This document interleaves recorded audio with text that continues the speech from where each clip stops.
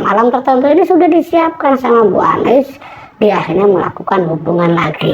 Nah setelah berhubungan ini tuyul ini mau kerja, dan ketika pertama kali hasil dari tuyul ini benar-benar mengejutkan Bu Anies. Hasilnya berapa? 15 jutaan sekali berangkat. Assalamualaikum warahmatullahi wabarakatuh. Selamat datang di Story Radio FM, radionya para pecinta story horor. Sebelum mendengarkan cerita dari narasumber kita, jangan lupa subscribe, like, komen, share supaya kalian tidak ketinggalan video-video berikutnya.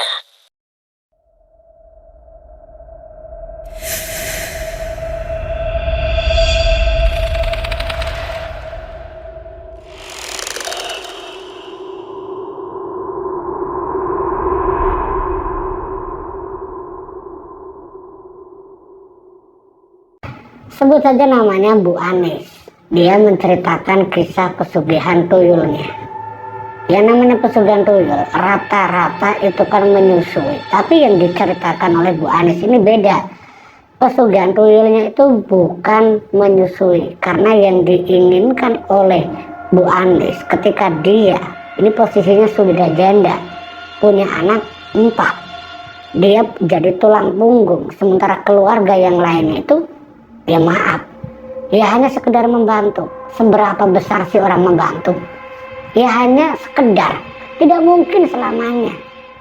Nah dalam keadaan seperti itu tidak ada pilihan. Ya maaf, bukannya tidak ada pilihan. Waktu itu Bu Anies ini, dia sempat cerita tentang latar belakangnya.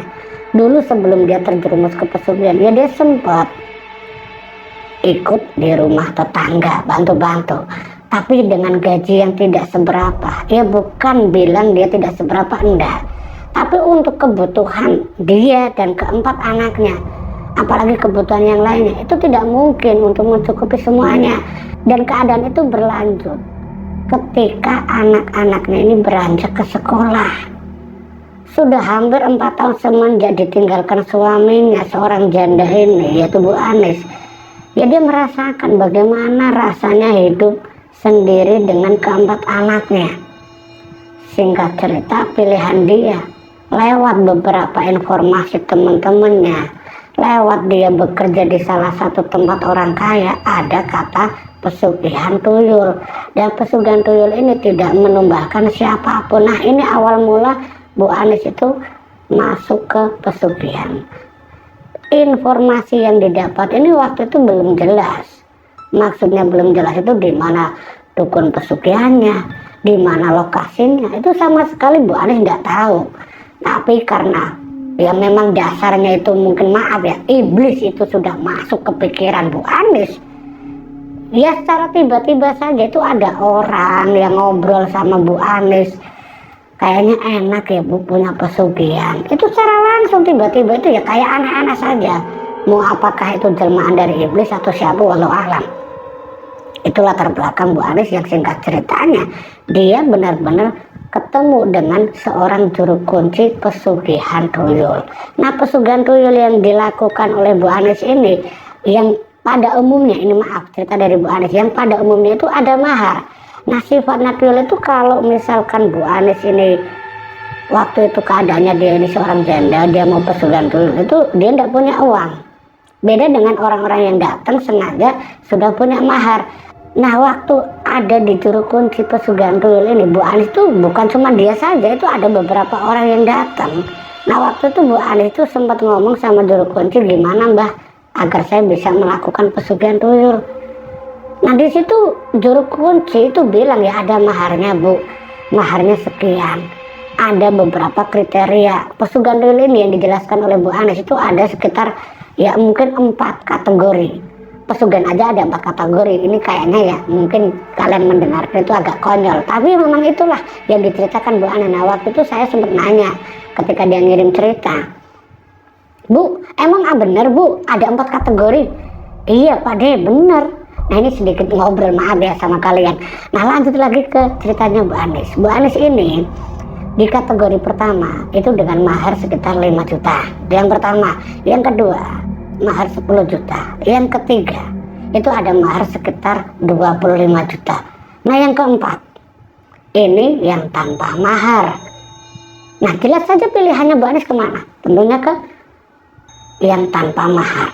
Nah mahar-mahar ini itu ada kategori, tuyul-tuyulnya itu pun berbeda. Kalau yang 5 juta mungkin satu harinya hanya terbatas hasilnya, taruhlah 300.000 ya hanya 300.000. Kalau yang 10 juta mungkin bisa dapatkan 1 juta, dapatnya 1 juta, nggak lebih dari itu. Kalau yang 25 juta mungkin satu harinya bisa 2,5 atau bisa 3 juta. Itu penjelasan dari si Kuncen. Waktu itu Bu Anies ini tidak sendiri, dia ada yang lain yang lagi transaksi jual beli tuyul, ya semacam kayak orang dagang aja. Tapi itu semua butuh ritual, tidak serta merta ini mbah uangnya maharnya tuyulnya ikut saya, enggak.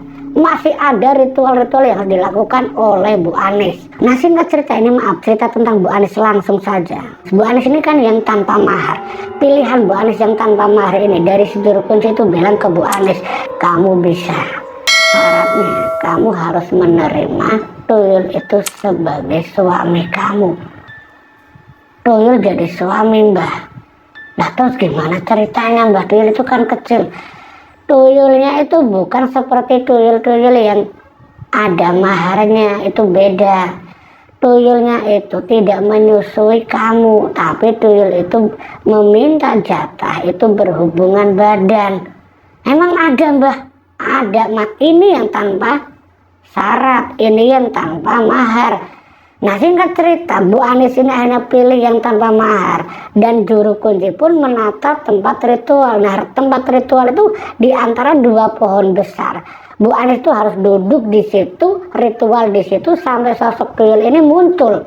Nah setelah ditata oleh si juru kunci, beberapa waktu mungkin 2 hari Bu Anies ini hanya ketemu dengan sosok tersebut. Di situ Bu Anies langsung melakukan hubungan. Nah singkat cerita, setelah dia melakukan hubungan ini, tuyul itu dia mau ikut dengan Bu Anies, dan Bu Anies keluar karena sudah melakukan hubungan. Dia berpikir ritualnya selesai, tapi ternyata tidak. Dia sempat dibilang atau dimarahi sama si juru kunci, ritual kamu itu belum selesai. Ritual yang kamu lakukan itu butuh 7 kali berhubungan sebelum kamu memilikinya, sebelum kamu mendapatkan apa yang kamu inginkan. Di saat Bu Anies ini dimarahi oleh juru kunci, dalam batin dia, aku harus mengulang lagi. Dan itu ditanyakan, Pak, Mbah, apa saya harus mengulang lagi? Iya, kamu harus mengulangi. Dan setelah kamu merasakan 7 kali berhubungan dengan tuyul itu, baru kamu keluar. Singkat cerita, ritual itu pun dilakukan. Entah berapa lama, berapa hari itu udah jelas. Kata Bu Anies, karena di antara 2 pohon itu, Bu Anies itu seperti masuk di dimensi lain, yang di dalamnya itu ya dia melakukan hubungan selama 7 kali dengan sosok tuyul. Nah singkat cerita, setelah dia keluar, apa yang diinginkan si juru kunci atau diinginkan si tuyul ini sudah semuanya selesai ritual. Bu Anies ini dijelaskan lagi sama si Mbah, si juru kunci, nanti setelah tuyul itu menjadi suami kamu, gunakan ruangan khusus. Itu yang pertama. Yang kedua, setelah kamu menjadi orang yang terpandang, orang yang sukses, kamu segeralah menikah. Kenapa mbah? Karena sosok tuyul itu lebih menyukai dia menyerupai manusia. Menyerupai manusia maksudnya gimana mbah? Tanya Bu Anies. Dia akan menyerupai suami kamu, dan tujuan utamanya agar orang-orang sekitar di tempat kamu tinggal, dimanapun kamu berada Bu Anies, tidak ada yang mencurigai kalau kamu itu punya pesugihan. Oh gitu ya mbah, ya sudah mbah, terima kasih banyak pencerahannya, saya boleh ndak mbak permisi? Ya silahkan, dan gunakan tuyul itu. Bu Anies dibawakan 1 botol, dan yang lain botol itu ya tuyul. Botol itu botol yang sudah ditutup pakai, maaf ya, seperti kayak busa atau apa itu kata Bu Anies, itu ditutup di situ di dalam kantong kresek dan dibawa oleh Bu Anies. Sambil singkat cerita, sambil di rumah Bu Anies harus menyiapkan ruangan, dan untuk menyiapkan ruangannya pun Bu Anies teringat akan pesan si juru kunci untuk di malam tertentu. Nah malam tertentu ini sudah disiapkan sama Bu Anies. Dia akhirnya melakukan hubungan lagi. Nah setelah berhubungan ini, tuyul ini mau kerja, dan ketika pertama kali hasil dari tuyul ini benar-benar mengejutkan Bu Anies. Hasilnya berapa? 15 jutaan sekali. berangkat. Tapi setelah itu dia minta jatah itu 7 kali. Mungkin pertama kali bagi Bu Anies itu tidak masalah, yang penting ada hasil. Tapi itu terjadi terus menerus. Ini yang menjadi problem dan menjadi cerita dari Bu Anies setelah setiap hari 7 kali harus melayani sosok tuyul itu. Ini yang membuat Bu Anies itu merasa tersiksa lahir batinnya. Ya memang dia tidak kerja. Bu Anies kerjanya ya cuma melayani itu aja. Dan selama 1 bulan itu 1 hari kali 7, itu selama 30 hari Bu Anies melakukan hubungan dengan sosok tuyul itu. Itu benar-benar dirasakan Bu Anies. Tapi karena kesuksesan harta benda yang luar biasa ini, Bu Anies seakan-akan lupa rasa sakit yang dia alami. Dia seneng lah. Singkat cerita, setelah 1 bulan Bu Anies ini dapatkan uang begitu banyaknya. Bu Anies ini yang ngobrol sama seseorang yang menjadi orang kepercayaan dan salah satu saksi itu bahwa Bu Anies sudah menjadi orang kaya lewat orang tersebut, sebut aja namanya Firman. Firman ini diminta sama Bu Anies untuk nyari rumah di kota yang jaraknya itu ya sangat jauh dari kampung halamannya. Nah waktu itu Firman ketika diajak ngobrol sama Bu Anies, karena diberi upah yang begitu banyak, Firman tutup suara. Dia nyari rumah mewah di salah satu kota besar. Cuman butuh 2 hari. Firman ini bolak-balik dari kota besar ke rumah Bu Anies lagi mengabarkan, Bu, saya sudah dapat rumah mewah seharga 500 juta. Rumah 2 tingkat dengan fasilitas yang sudah semuanya ada. Tinggal ibu masuk bersama anak-anak. Nah singkat cerita, setelah informasi itu didapat dari Firman, Bu Anies ini ya pura-pura dia mau cari kerja ke kota. Dia bilang ke RT RW termasuk kepala desa dan keluarga besarnya untuk mengurus kepindahan dari rumahnya ke kota itu bersama anak-anaknya. Nah alasan itulah disertai dengan Firman yang mengajak mereka. Alasannya ya kerja sama Firman.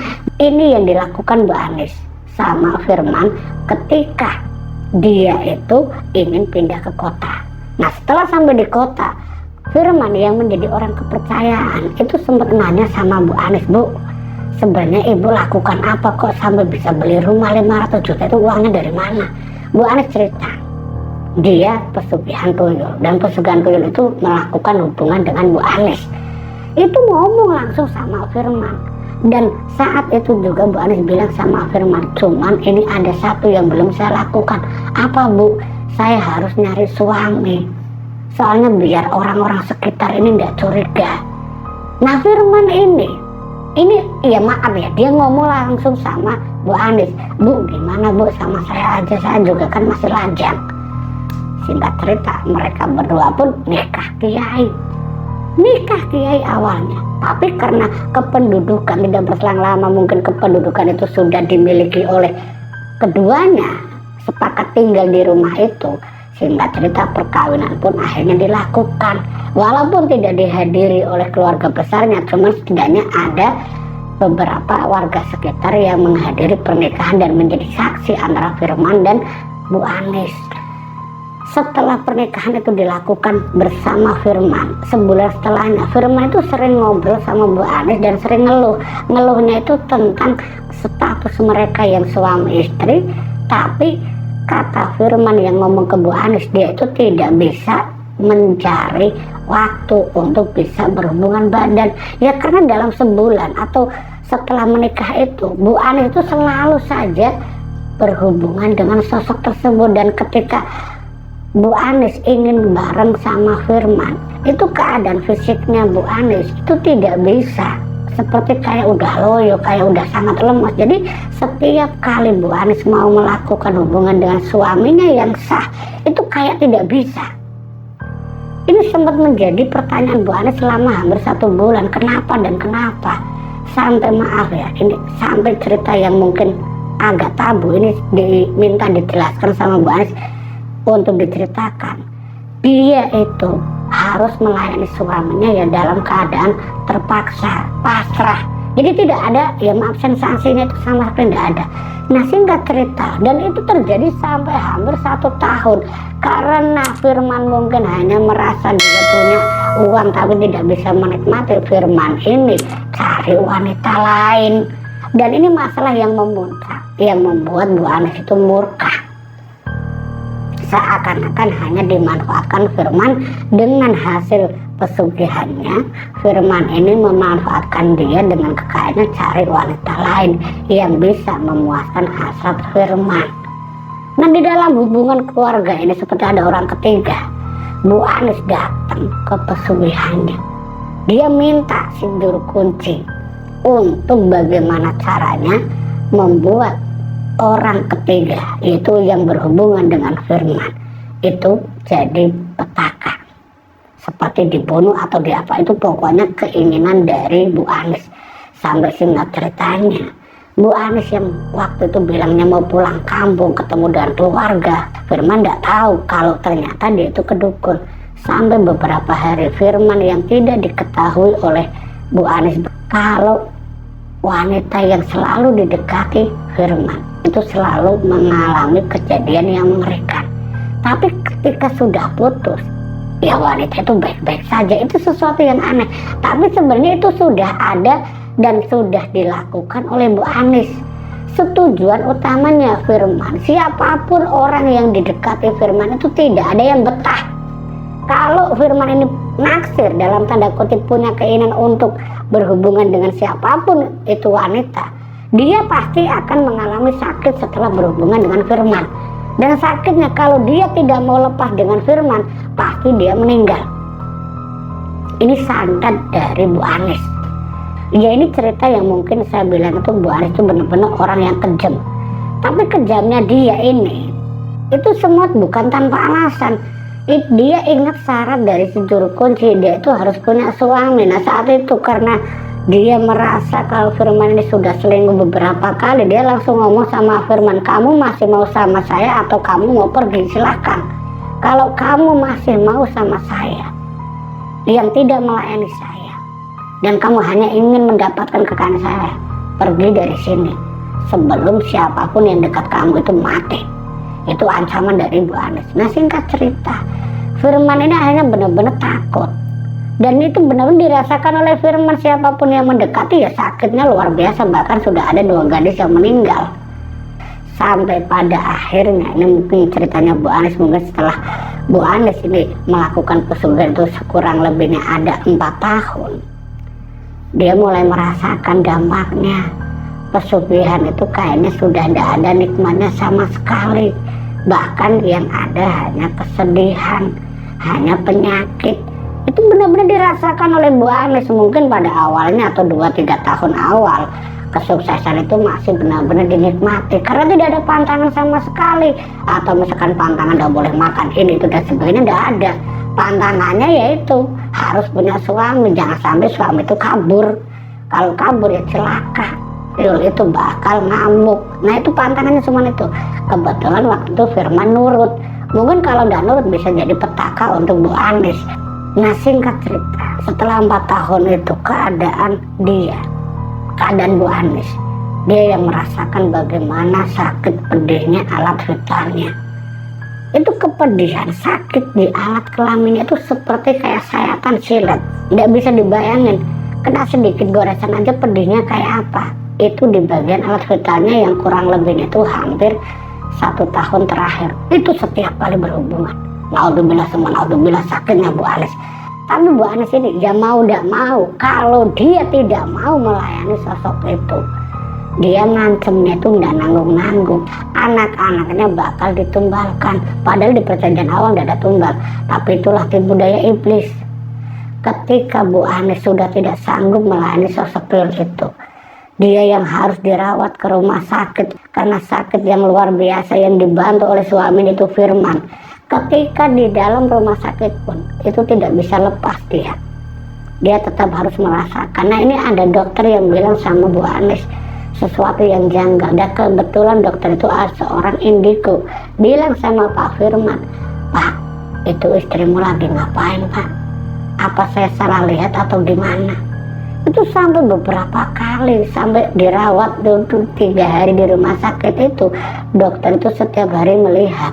Jadi intinya di dalam ceritanya Bu Anis, Di dalam keadaan apapun dia harus melayani. Kalau tidak melayani, petaka bukan hanya harta, anak-anaknya menjadi taruhan Bu Anis. Sampai singkat ceritanya, Bu Anis ketika pertama kali dirawat terus 2-3 hari di rumah sakit diketahui oleh pihak orang lain atau ini dokter indigo tadi, dia meminta suaminya untuk mengurus di rumah apapun yang terjadi. Sama Firman itu bilang seperti itu. Nah, keadaan itu membuat Firman itu yang mungkin merasa iba bagaimana keadaan istrinya yang sangat ngeri keadaannya, anak-anaknya juga masih kecil-kecil, yang paling besar cuman umur 11 tahun. Ini yang benar-benar membuat Bu Anis itu bilang sama Firman, Firman, tolong jaga anak-anakku. Kalaupun aku harus mati, yuk biarkan aku mati di rumah ini. Jangan sampai ada orang yang tahu kalau aku nanti mati itu aku melakukan pesugihan itu. Jangan sampai ada yang tahu. Itu dilakukan 4 tahun setelah melakukan pesugihan tuyul. Dan yang dialami oleh Bu Anis ketika dia ngomong seperti itu, rasanya seperti ingin mati, itu harus dijalani 2 tahun kemudian. Sampai 6 tahun keadaan sakit sampai seluruh tubuhnya ini benar-benar sudah kurus kering kerontang. Coba bayangin aja orang yang lagi sakit diajak berhubungan dan itu terus-menerus selama 2 tahun, sudah pasti menguras segala tenaganya. Fisiknya semakin hancur, tubuhnya terlihat kayak disedot. Fisiknya kayak disedot, sari-sari hidupnya itu kayak terasa ya hidupnya itu sudah ya kayak tinggal tulang. Hidup tapi tidak bisa menikmati hidup itu terasa sama Bu Anis selama 2 tahun terakhir. Sebelum saat dia menceritakan ke Firman untuk mengirimkan cerita ini, pelajaran untuk semuanya agar jangan siapapun yang mendengar cerita ini melakukan pesugihan. Ini kesimpulan dari Bu Anis. Karena setelah kiriman cerita ini yang saya dengar, yang saya sempat hubungi lewat kontak WA dia, Bu Anis beberapa bulan kemudian itu meninggal dunia. Setelah cerita ini dikirimkan, apakah mungkin ada kaitannya pesugihan itu tidak terima cerita ini sampai ke sini? Wallahu a'lam bishawab. Tapi itu yang terjadi sama Bu Anis, bahwa dirinya melakukan hubungan pesugihan dengan bersetubuh dengan sosok tuyul itu selama 6 tahun dalam keadaan apapun. Sampai dalam kurun waktu 6 tahun setelah menikah dengan Firman, itu hanya dilakukan sama Firman itu beberapa kali saja. Ya karena memang ya tidak tahu, kata Bu Anis itu mungkin karena apa efek pesugihan atau apa, atau efek dari setelah dia melakukan hubungan dengan tuyul. Tapi itu benar-benar dirasakan oleh Bu Anis dan termasuk Firman. Ya Firman ini yang diceritakan Bu Anis itu bukan lelaki yang terbilang dia hanya inginkan harta, tapi dia rela mengasuh keadaan Bu Anis dalam keadaan yang sangat-sangat parah. Nah, sampai singkat ceritanya, dia berharap dan meminta doa untuk kesembuhan dia. Tapi pada kenyataannya, beberapa bulan setelahnya, Pak Firman itu menghubungi kalau Bu Anis sudah meninggal dunia. Bu Anis sudah tidak ada di dunia ini karena setelah dia mengirimkan cerita, dia meninggal dunia dalam keadaan masih menjadi budak pesugihan tuyul. Naudzubillah summa naudzubillah. Itu cerita dari Firman. Dari cerita Bu Anis ini, semoga kita bisa ambil hikmah dan pelajarannya, ambil sisi baik dan positifnya, dan buang jauh-jauh cerita yang buruk dari Bu Anis. Jangan sampai kita terjerumus seperti Bu Anis yang pernah melakukan pesugihan tanpa syarat. Itulah tadi cerita mistis yang dialami oleh narasumber kita. Semoga video ini dapat menghibur teman-teman pecinta horor, dan sampai jumpa di video berikutnya.